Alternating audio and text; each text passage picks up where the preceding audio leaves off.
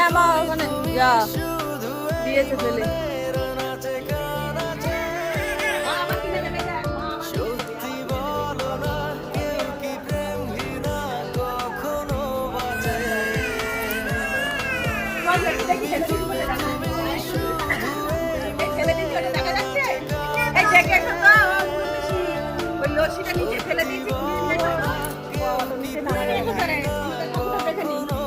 এটা কি ওই বুদ্ধ শুয়ে আছে?